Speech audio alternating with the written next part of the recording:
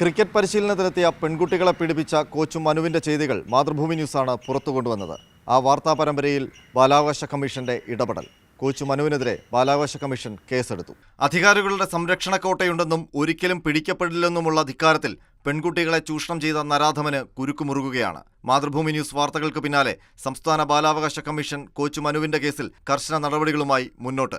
മനുവിനെതിരെ കേസെടുത്തതിനു പിന്നാലെ കേരള ക്രിക്കറ്റ് അസോസിയേഷനോടും വിശദീകരണം തേടി ബാലാവകാശ കമ്മീഷൻ. ക്രിക്കറ്റ് അസോസിയേഷന് വീഴ്ച സംഭവിച്ചിട്ടുണ്ടെങ്കിൽ നടപടിയുണ്ടാകുമെന്നും ബാലാവകാശ commission chairman KV Mohankumar Mathrubhumi ന്യൂസിനോട് പറഞ്ഞു. സ്വമേധയാ കേസെടുത്തിട്ടുണ്ട്. ജില്ലാ പോലീസ് മേധാവിയോടും അതുപോലെ തന്നെ ജില്ലാ ചൈൽഡ് പ്രൊട്ടക്ഷൻ ഓഫീസറോടും ക്രിക്കറ്റ് അസോസിയേഷനോടും അതിൻ്റെ വിശദീകരണം ആവശ്യപ്പെട്ടുകൊണ്ട് നോട്ടീസ് ഇഷ്യൂ ചെയ്തിട്ടുണ്ട്. അതേസമയം കോച്ച് മനുവിൻ്റെ പീഡന വിവരങ്ങളും അഴിമതിയും സംബന്ധിച്ച് ക്രിക്കറ്റ് അസോസിയേഷന് മുൻകൂട്ടി അറിവുണ്ടായിരുന്നു എന്ന് തെളിയിക്കുന്ന രേഖകൾ മാതൃഭൂമി ന്യൂസിന് ലഭിച്ചു. ഏപ്രിൽ 19-നാണ് KCAയിൽ പരിശീലനം നേടിയിരുന്ന പെൺകുട്ടിയുടെ പിതാവ് തിരുവനന്തപുരം ക്രിക്കറ്റ് അസോസിയേഷന് വിശദമായ പരാതി നൽകിയത്.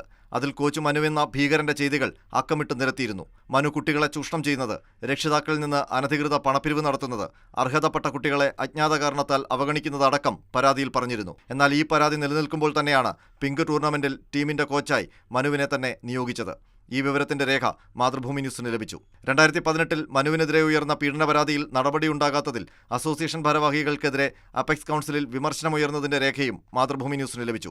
KCAയിൽ വനിതാ പരാതി പരിഹാര സെല്ലില്ലെന്നുള്ള വിവരവും ഈ മിനിറ്റ്സ് രേഖയിൽ നിന്ന് വ്യക്തമാണ്. ഇത്രയധികം പെൺകുട്ടികൾ പരിശീലനത്തിന് വരുന്ന സ്ഥലത്ത് അഴിഞ്ഞാടാൻ മനുവെന്ന കോച്ചിന് സൗകര്യമൊരുക്കിയത് ആരാണ്? മനുവിനെ സംരക്ഷിക്കാൻ അണിയറയിൽ നീക്കങ്ങൾ നടന്നിട്ടുണ്ടോ? അതാണോ ഈ പീഡന പരമ്പരകളിലേക്ക് വഴിയൊരുക്കിയത്? ഒരുപാട് ഉത്തരങ്ങൾ വേണ്ടുന്ന ചോദ്യങ്ങളാണ് ഉയരുന്നത്. R. അനന്തകൃഷ്ണൻ, മാതൃഭൂമി ന്യൂസ്, തിരുവനന്തപുരം.